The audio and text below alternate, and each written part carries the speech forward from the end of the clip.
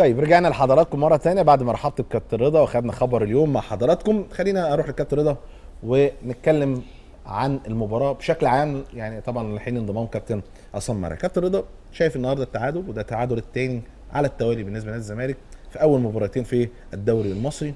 شايف ده انطباع عن ايه؟ انت كنت تتوقع يعني بعد الاداء الجيد بالنسبه لنادي الزمالك في مباراه بيراميدز والتعادل ده ان يدي قوه دفع وتبقى النهارده يكون في اول حاله فوز نادي الزمالك الموسم في بدايه الموسم؟ بص يا رؤى، يعني انا وانت اتكلمنا وقلت الزمالك على الماتشات اللي هي بتاعت الكونفدراليه اللي هو خسر 2-0 وقبلها من سيراميكا 3-0 وكان الحال لا يسر. بس هنا في وقفه ايه؟ جمهور الزمالك اللي بيحضر الماتشات اللي عنده امل في اللعيبه، اللي هو مدي الامل للعيبه ان هي تكسب في الماتش اللي هو بتاع بيراميدز. وفعلا الزمالك اتاخر بهدف وبعد كده تعادل وبعد كده كسب. وطبعا التأليف الكبير، المؤلف الكبير اللي قاعد على الدكه ده هو السبب في التعادل بتاع ماتش بيراميدز اللي كان مفاجاه لينا كلنا. اداء نادي الزمالك باللعيبه بالاصرار بتاع الجماهير ان هي عايزه تكسب، وكل كل المعطيات قبل الماتش بيراميدز يكسب 4-5 كله، ما حدش عنده شك ولا ذره واحده ان بيراميدز ما يعملش نتيجه 2-0. صح؟ تمام. فالماتش اللي فات ده ادى امل لجماهير الزمالك، بدليل ان النهارده تتفرج على المدرج لا مش هو الجماهير اللي حضرت ماتش بيراميدز النهارده اكتر التشجيع اكتر. طيب ما هو اقنع يعني اقنع مش اقنع جماهير النادي الزمالك. لا هو ما اقنعش، ده هو ضيع الفوز الماتش اللي فات، ما احنا لسه هنتكلم واخد بالك.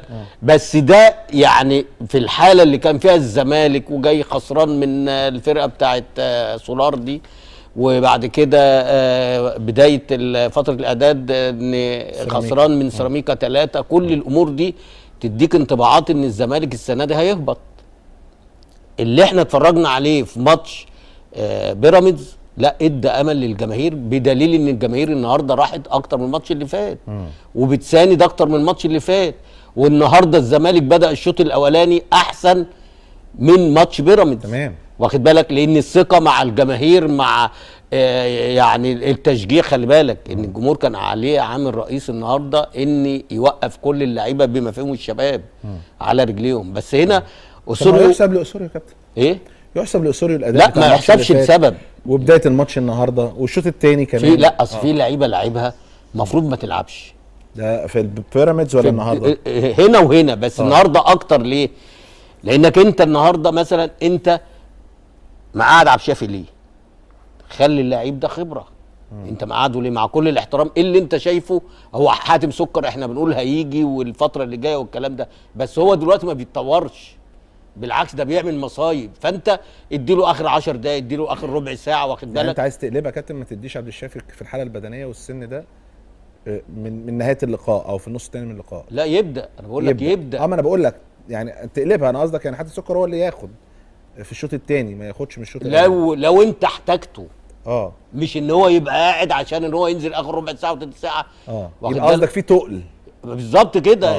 انت اول ما عبد الشافي نزل عمل كروس، لو في راس حربه بقى موجود. وانا عايز اسالك، هل النهارده كان ناصر منسي قاعد على الدكه هو وسيف الجزيري ولا لا؟ في السكور شيت يعني. يا جماعه انا طلبت منكم السكور شيت يا جماعه. عايزين نعرف بس، اصل احنا طبعا جاي لنا بس التغييرات، فعايزين نعرف الناس دي كانت موجوده. طب انت دلوقتي مثلا حاجه بسيطه، انت الماتش اللي فات حسام عبد المجيد عمل مشكله ناصر منسي كابتن سيف الجزيري كانوا موجودين. طب يبقى ده مدرب بالله عليك. يعني ناصر منسي والزناري وسيف الجزيري وشيكابالا واشرف روقه طبعا. انت عارف النهارده لو واحد من دول بيلعب كان سيد نيمار كمان كان هدف وكان كسب الزمالك 2-3. انت مقعدهم ليه؟ اديني سبب يا عم. عشان كروس واحد يا كابتن يطلع. كروس واحد فين؟ انت بتتكلم عشان كروس عبد الشافي. انت من نص فرصه بتجيب جون يا فاروق. ده لا ما فيش. الشوط الثاني فيه حاجات كتيره بس ما كانش فيه راس حربه في ال 18. ما بتاعت زيزو، ده زيزو اللي بيلعب بدماغه. في واحده ثانيه لزيزو بالصعود دي وفي واحده ثانيه بتاعت زيزو لو في راس حربه يطلع يعمل التكف ويحطها في اي زاويه من الزوايا. وطبعا زيزو معذور لان ما بيلعبش بدماغه. ما احنا بنقول لك هنا بقى الراس حربه وجوده ضروري في الكلام ده. واخد بالك. فادي اول خطا، لان انا ما كنتش اعرف ان هما الاثنين قاعدين. طب انت لما عملت التغييرات عملتها بناء على ايه؟ ما انت ضاغط وعامل بريس على فرقه المقاولين في ال 18 بتاعها، يبقى لازم من اول تفكير يجي لي انزل يا الجزيري انزل ناصر ماهر. مش انت لعبت ناصر ماهر الماتش اللي فات؟ ما لعبتوش ليه النهارده؟ قول لي بقى ايه الميزه ان انت ما تلعبوش النهارده؟ يعني انت مثلا لو ما لعبتش بيه الماتش اللي فات بتفسر تغييراته نفسها ازاي يا كابتن؟ لا سمك لبن تمر هندي. يعني اللي بيجي على دماغه هنا قصدك يعني والمصحف رز بلبن. مفيش كده يا كابتن بالمكسرات والمصحف. هقول لك على حاجه. طب النهارده بقى يعني الاهداف من نزول مثلا الزناري مكان حسام معروف اصابه. طيب رؤى مكان حسام بيسو نجح ولا مش نجح؟ مع حسام بيسو كان نفس الكلام وهايل. لا استنى بس محلها. لا يبقى تغيير في محله يا حبيبي ما اضافش، بس انا سيب الراجل ده طالما بدات بيه اديله فرصه، اكسب ناشئ. يعني النهارده حرقهم يعني لما لعبوا من البدايه؟ مش حرقهم بس، ده هو بيقضي عليهم. يعني مثلا النهارده ايشو عمل واحده زي بتاعه شيكابالا اللي في الماتشات اللي هو يقطم ويحطها في البعيده، اللي طلعت في العرض. لو في حظ او في ثقه واللعيب عارف ان هو مش هيتغير، والله العظيم يجيبها جول، والله يجيبها جول. بس فيها توفيق يا كابتن انها طلعت فوق العرض. فوق العرض قصدك؟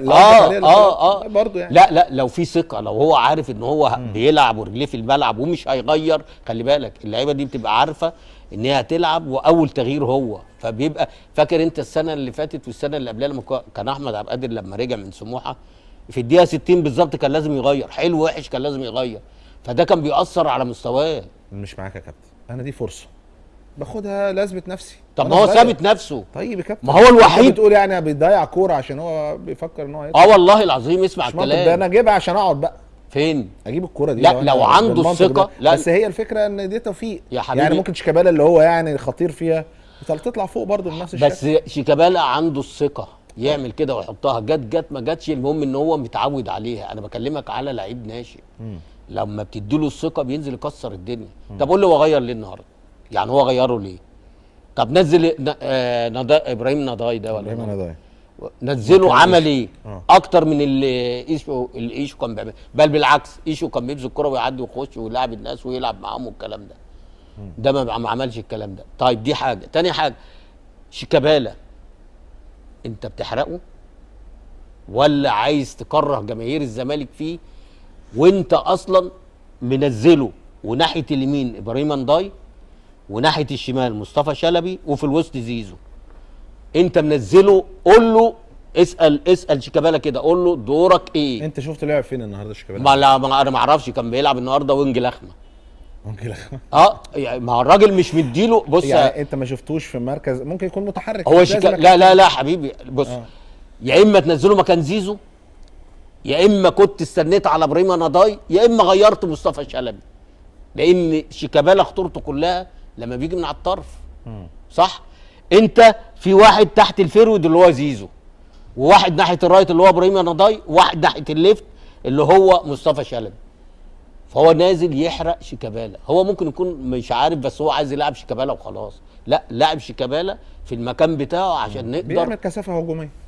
كثافه هجوميه. ما نزل ناصر منسي.